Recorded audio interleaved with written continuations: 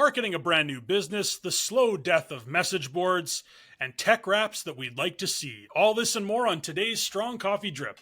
Hi again, everyone. I'm Brian from Strong Coffee Marketing, joined by A&W Spicy Chicken Sandwich Fanatic Ian, and some guy that we haven't seen on the podcast in like a month. Welcome, Duncan. Welcome back. There he is. Thank He's you. Real. Yeah. Nice to be back. It is. We missed you. We held down the fort, but we missed you. Well, I mean, I can't wait to bring this podcast off the rails as usual. So, yeah. You know, the last few have been really good, really well received. So we'll see what happens here.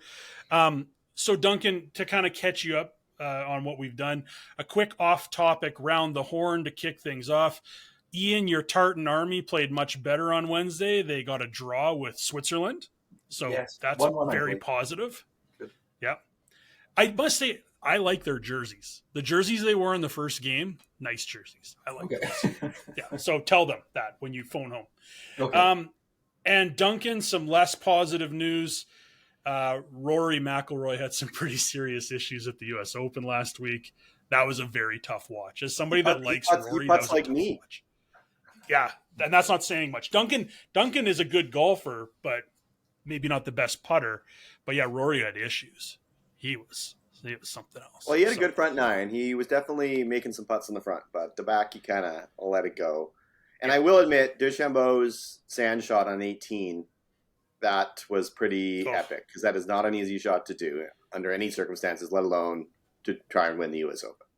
And the shot before, when he was hunched under the tree to get it in the bunker too, right? And there was a root right beside his ball. Like, good on him. But I was pulling for Rory. That was one heck of a par. Yeah. So good on him. Rory, I don't think is playing till the Scottish Open. He'll win for Ian, and then he'll go win the Open Championship, I'm sure. So, Duncan, while you were gone, we covered a lot of ground, mostly marketing, but some non-marketing topics as well. And that leads me into a brand new segment called Brian Has Two Simple Questions in His Head. One is marketing related and the other isn't. Tell me which one you want me to ask you, but it has to be a consensus because we don't have time for both.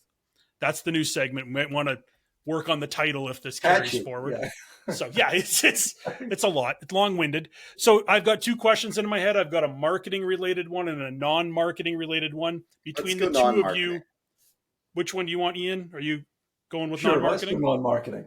Okay, good, because that's actually the only one I had. I knew you were going to select marketing. So, Duncan, while you were gone, we talked a little bit about G.I. Joe and Action Force, interesting stuff there. But I thought we would kind of keep in the same frame here, and I brought a special guest with me today. I want to introduce you to this guy. You might have seen him before. Wookie. Must say, a very svelte-looking Chewie. Like in the movie, he's a big dude with all that hair. He's doing some running or something. Yeah, maybe on Ozempic, yes. And I must say too that if you look on his leg, this is the true 1977 toy, not re-releases. That's old school. So with Chewie sitting beside me here, the simple non-marketing question of the week: what is your favorite Star Wars movie? Ian. Wow. I think it's probably Empire. Mm-hmm. I am either the original one, A New Hope, or Empire Strikes Back. It's got to be one of those two. They're both phenomenal movies. But yeah, remember them. Empire in the snow. That was cool with the big walkers. Yeah, he slept in a tauntaun. Exactly. Yeah. Good choice. Happened.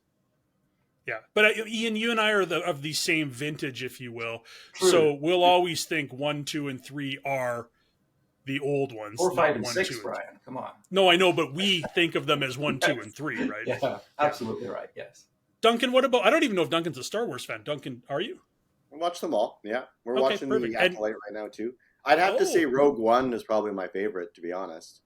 It obviously was a departure from the traditional, like obviously kept the storyline, but a very kind of new departure kind of into the new world. And it was well written, really action packed, and just all around good watching.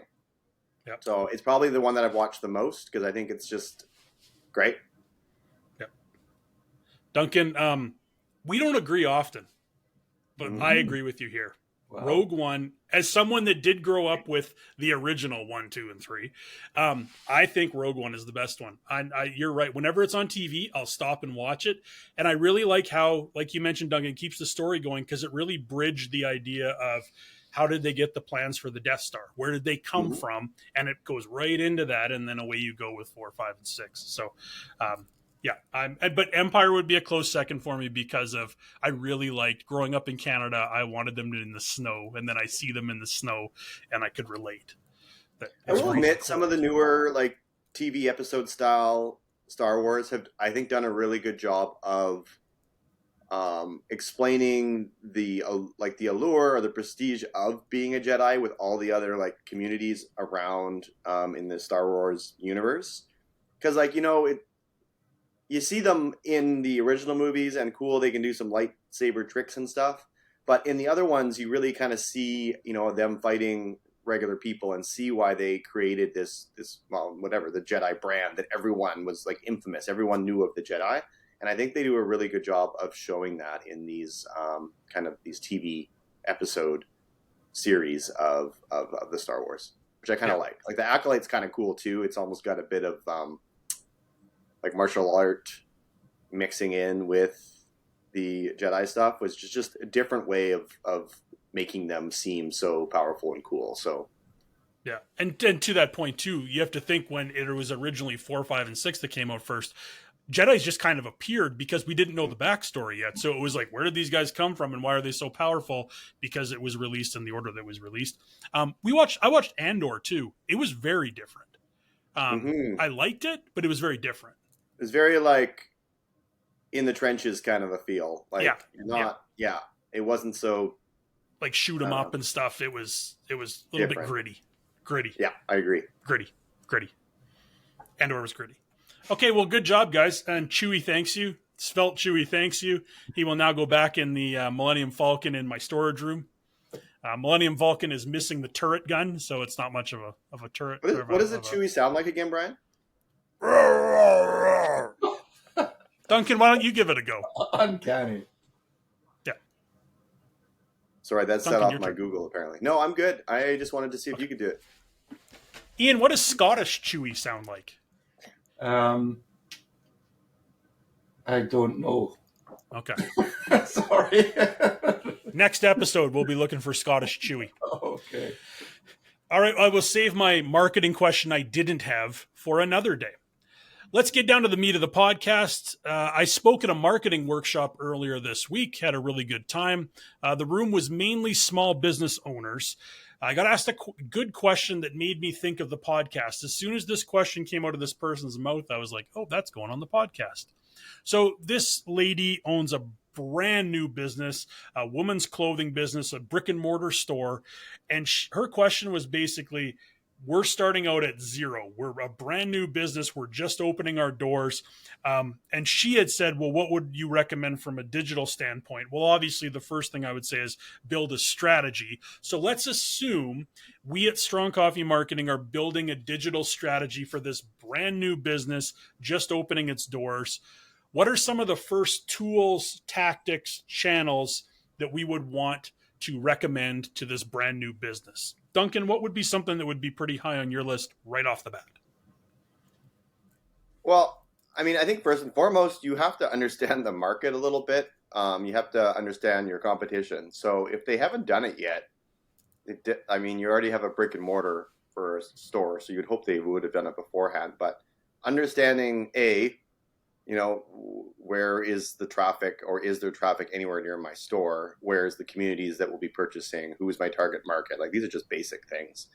But also understanding, how many other businesses that are similar to mine are in this location or even online. So like, I know you talked about digital, and I think a lot of people sort of pigeonhole themselves. A lot of the companies that we talk to are like, oh no, these are our competitors, and they say 1, 2, and 3, and then you go online and those competitors are nowhere to be found for any of the keywords that be related to this business. So I think people need to understand that, the digital realm is a little bit different than, like the day-to-day business realm.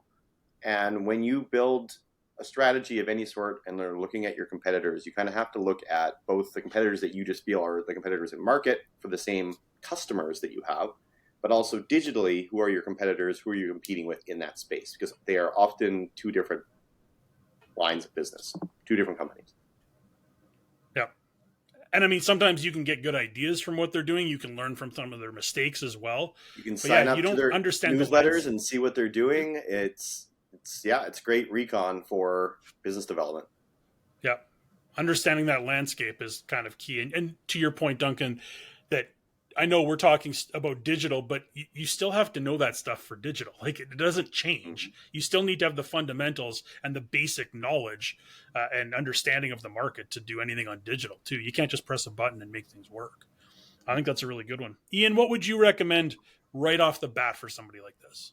Right off the bat, I would say paid ads are a good thing to understand and build right away. If you're a brand new business, obviously you don't have the sort of the awareness among your audience or the clout that to have people come straight to you. So getting out there, directing ads to your target audience and things like that is a great way to get your name out there and make sure that the people who you see as your target audience understand what you have to offer. So I think paid ads are a great way to do that in a way that obviously organic can take much longer to build up. But a few other things that I think are worth mentioning are obviously social media. We talked, Brian, and Duncan just mentioned about understanding who your audience is and understanding the landscape and things like that. So if you're on social media, don't spread yourself too thin. Just pick one, maybe two channels that you know your audience is on and start building up either organic there, or you can do some paid ads on that as well. Again, gets your name out there. And importantly, something to think about when you are doing your paid ads is testing them. So don't just write one ad, hit send or hit start and be done with it. Write several different ones and see what you can learn from them. Which one performs the best? What can you learn from that? What can you take forward to your next ad? And when it comes to actually building the ads themselves, there's a variety of free tools out there. You can use Canva, you can use AI, things like that. You might not be the best designer, you might not be the best copywriter, but if you've got an idea, there are tools out there to help you build what you're looking for. So I think that would be a great place to start. AI was. So I was just going to add, as the ads guy, I think it largely does depend on your market. So, like, Brian, where were you speaking, and where was this person located? Strathcona County, Sherwood Park. Okay, so yeah, I mean, you're near a bigger city. Like Edmonton's not far from there. So, I mean, I could see ads definitely helping locally. But like, if you're in the middle of you're kind of maybe in a smaller town surrounded by rural, ads won't get you very far because there's not enough population there.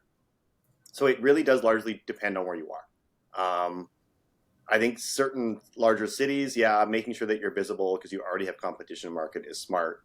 But if you're in a smaller town with not a lot around, you'd be better off with a sandwich board sign out front your storefront than you would running ads, just because of the way that people consume information is a lot different in smaller towns than it is in larger ones.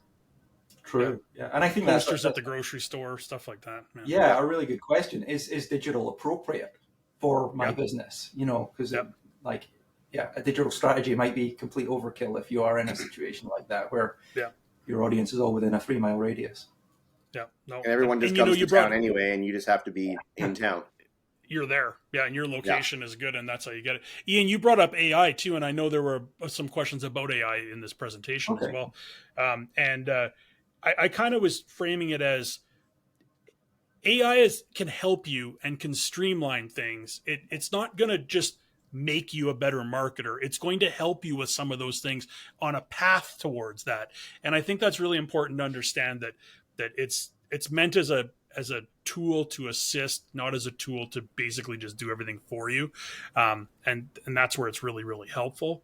And for a small business owner who doesn't have the resources, you could really, it could help you a lot, streamline things. Absolutely right. Yeah. You do need to know what you want to say, obviously, before you put it into something like a large language model. You want to have an idea of what it is you're trying to communicate first, and then that can help you tidy up your writing or make it a bit more engaging or whatever. But I think that's absolutely right.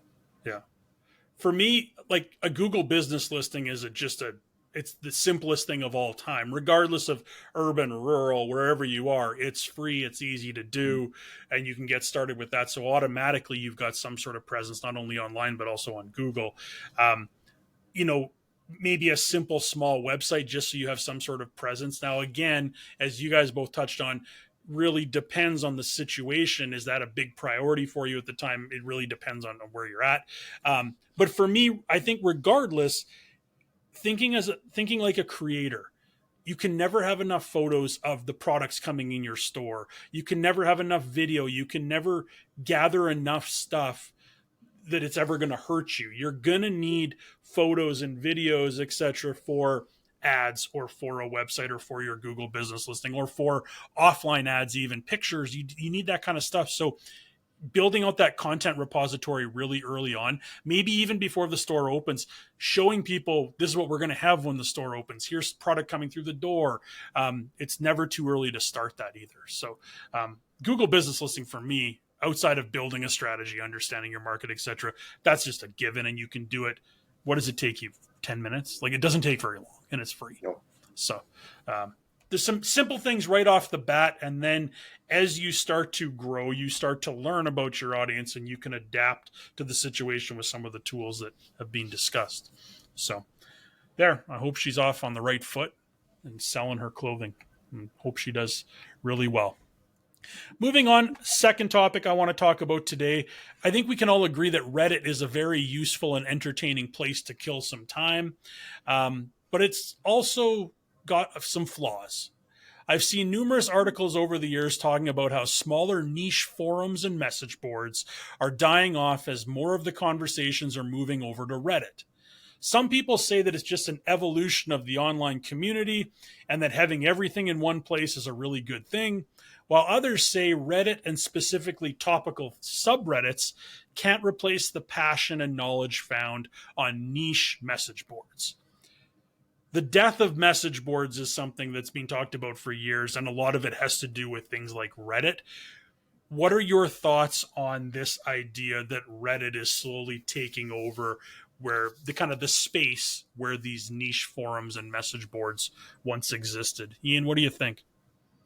I think that's quite undeniable. I mean, I've seen a number of forums and things like that shut down that I've used in the past.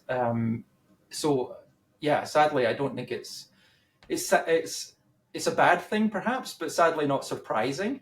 And I think at the end of the day, it comes down to convenience for a lot of people. It's like, do I want to have 10 different user logins for 10 different forums and I have to go to the 10 different sites to check them every day? Or do I just go into Reddit and follow a whole bunch of subreddits and it's all in one place and I've just got that tab open all the time anyway, sort of thing. So yeah, I think that's why, part of the reason why. But it does, obviously Reddit's a for-profit company.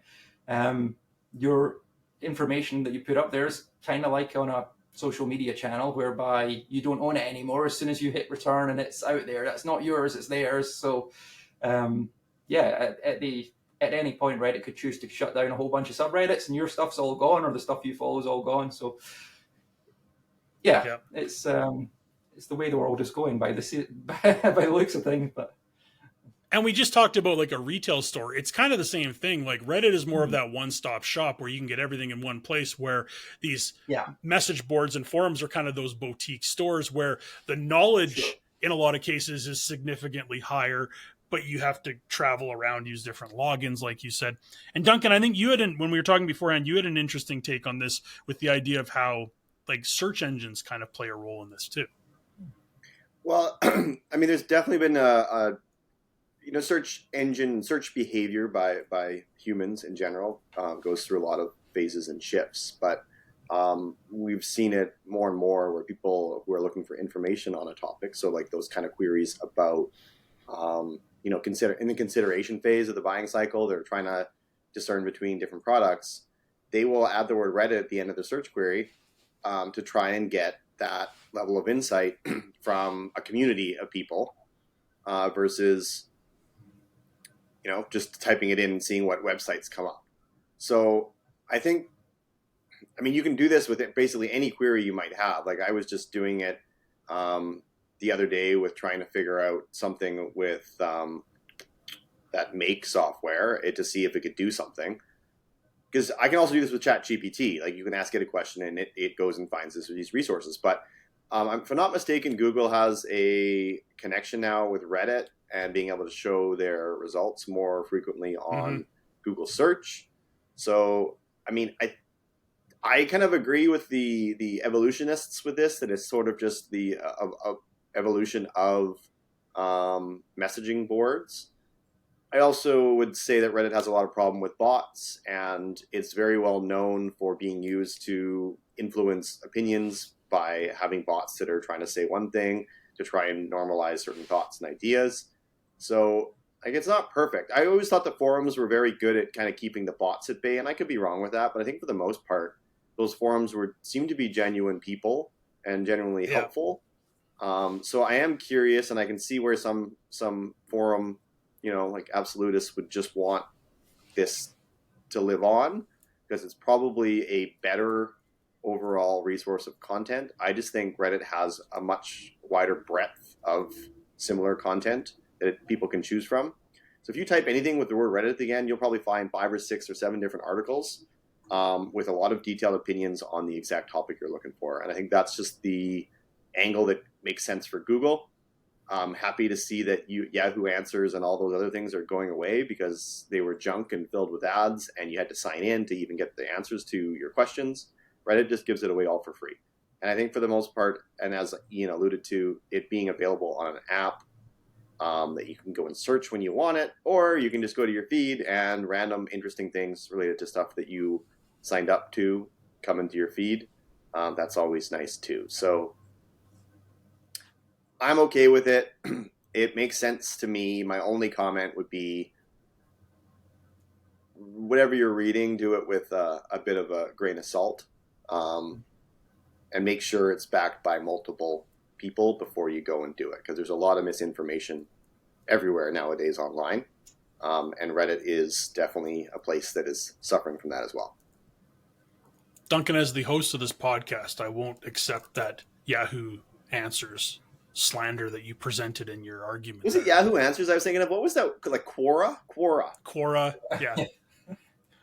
Just comes out and throws a bomb on Yahoo Answers. I didn't come for Ask Jeeves, so just leave me alone. Leave Jeeves alone. Yeah. Jeeves isn't part of this. I don't know what Jeeves is a part of anymore. But you're right. I think a lot of good forums back in the day were very well kind of policed, because they were privately owned, or they were run by like a group of volunteers, which is kind of what a subreddit is kind of like as well. And there are some very well run subreddits as well. I remember, though, Duncan, way back in the day when we had our golf website going, I looked a couple times at actually starting a forum, because there were a few pretty big ones when we were doing our thing. They're incredibly hard to manage, and they can get quite costly with server costs as your forum gets bigger and bigger and bigger, and more people start posting on it too. So I think that also contributed to why there aren't as many around anymore. I love Reddit. It's probably one of the social media channels that I use the most, but you're right. Everything has to be taken with a grain of salt. And just when you think you're getting somewhere with a good answer, somebody jumps in and just derails the whole, kind of like the podcast when Duncan's here. We're just getting to the meat of it, and then somebody comes in and derails it. And that's what I find with a lot of subreddits. So sometimes you got to wade through a lot of garbage to find what you're looking for. The upvoting system gives you like a popular opinion vote, generally. Yeah. So cream rises to the top in general. Opinions on it. Generally, the updates will send you in the right direction, is what I would say. Yeah. So it kind of does have that way of downplaying negative or poor or spammy content. And just all I would say is, when you're reviewing stuff on Reddit, the upvotes generally give you an indication of quality. So if you're seeing a post with literally no content on it and no comments and a lot of negativity or negative things, like it's not getting good information. So I don't really sort by new very often. I'm not that kind of person. I just usually do popular in my feed. So that's generally what I think most people do. So that would be my recommendation. But like with anything online, take it with a grain of salt. I sort by controversial because I like chaos. Well, as we've learned, like the AI integration with, I think it was OpenAI integration with Bing, where you could ask it a question and it's like, the Surgeon General recommends you eat only 2 to 3 rocks per week. Like those kind of responses aren't very helpful either. So if you're really worried about misinformation, I don't think Reddit's the worst place to be looking for it. Mm-hmm. Yeah. And quickly with Reddit, because we've chatted about Reddit here for the past few minutes, something we don't normally do on here, but we could definitely do more of it. Reddit is an advertising platform, Duncan. Mm-hmm. Yay, nay, how is it? Meh. So okay, so it's not yay, it's not meh, it's like yeah. Yeah. They an interesting thing about it is yes, you can target certain subreddits, but it's up to the moderators if they want to allow ads on their Reddit, their subreddit.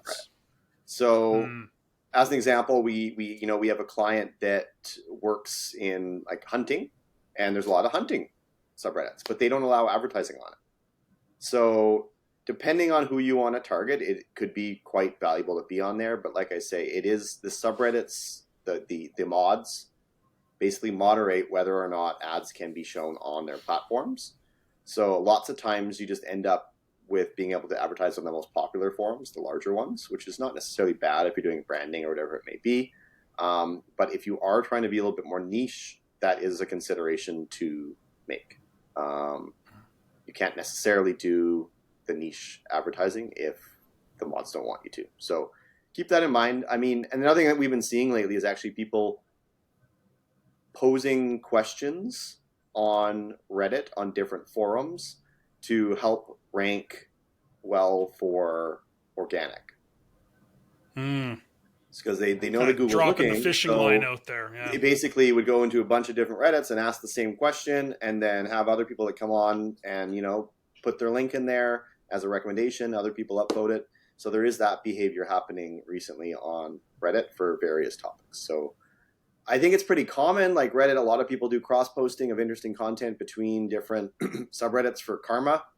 So it's not too different from that behavior, but it definitely is being done with the intent to show better on social media.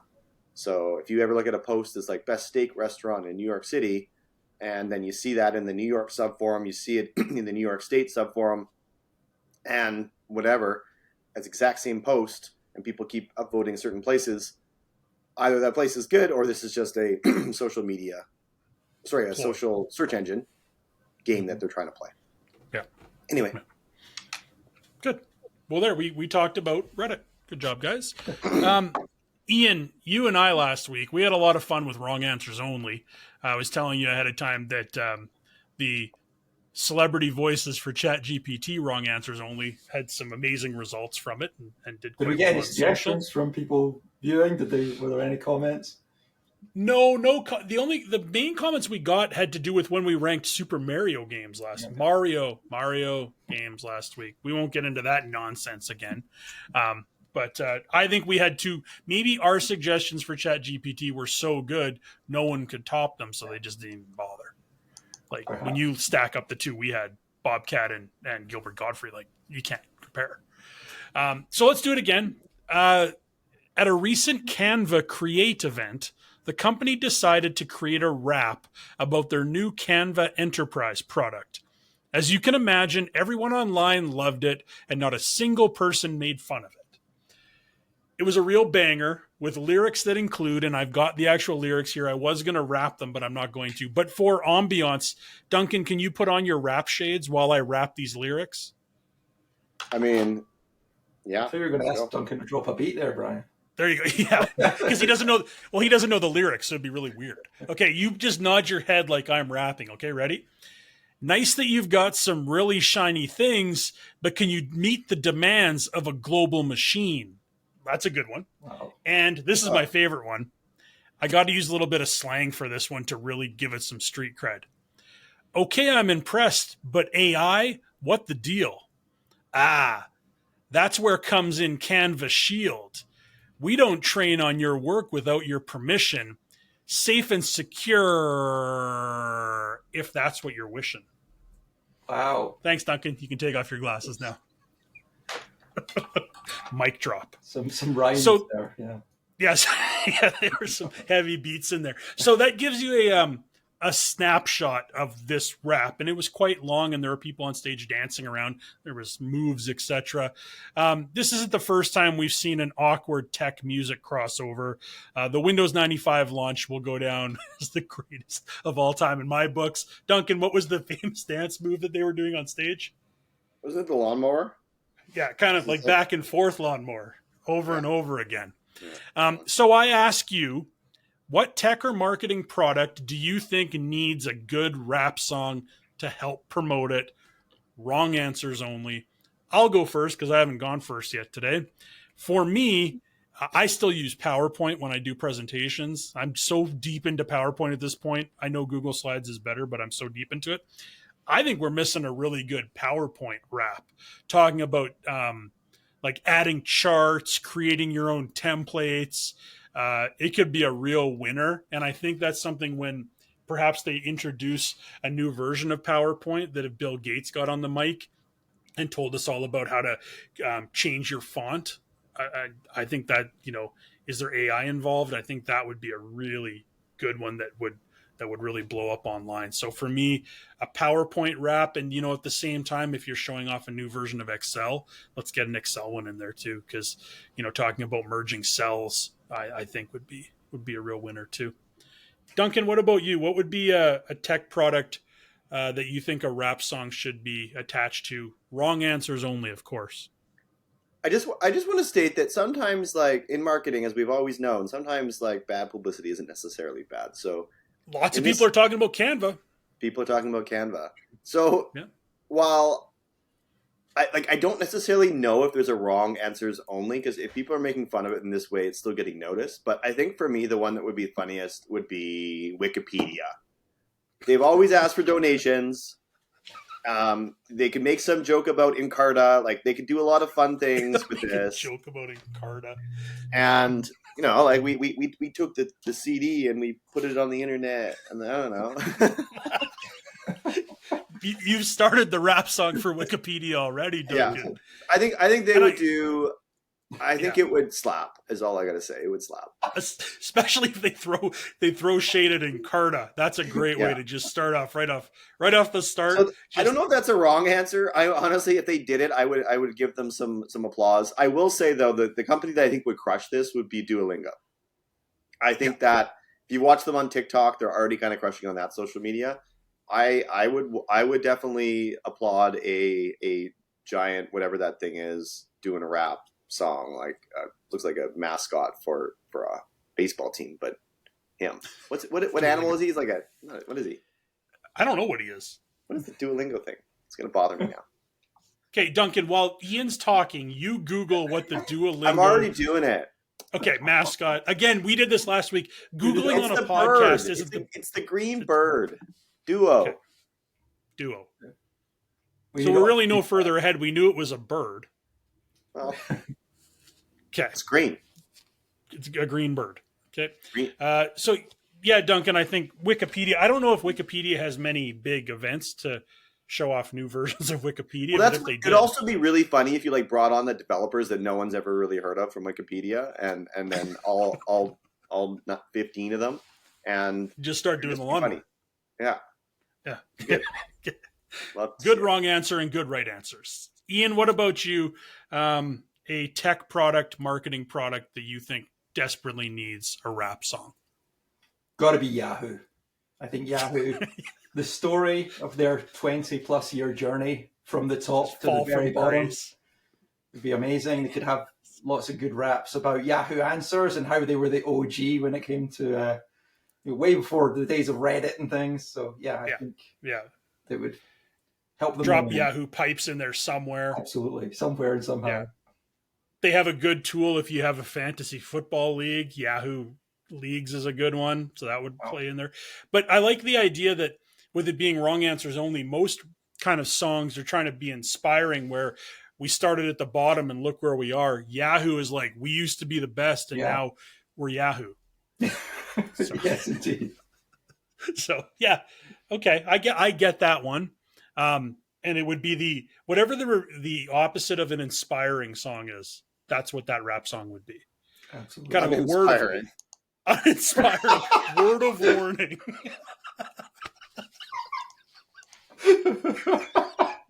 Oh my goodness. The All opposite right. inspiring. Anything to uninspire people. Oh my goodness. Oh, okay. Glad you're back, Duncan. All right. As we wrap up now with tears in our eyes from crying about Yahoo, lots on the horizon as we look forward to future episodes. TikTok is ramping up their AI game with the introduction of Symphony. I had a look at Symphony the other day. The AI generated avatars are ridiculous. They look like real people. Duncan, like you said earlier when we were chatting offline, this is going to really affect the user generated game when you can just have this avatar say things and it looks like a real person. So that's really interesting to watch. Testimonials, all of that stuff's going to change. Yeah, and quickly. Like it's not, as much as we say it's on the horizon, it's there. It exists now. MrBeast's view stats might be the most useful YouTube tool on the market. It's a fantastic tool. I use the free version right now and considering the paid one, but really useful tool to talk about, to give you insights into videos, etc. And speaking of YouTube, before I forget, we talked about test and compare last week.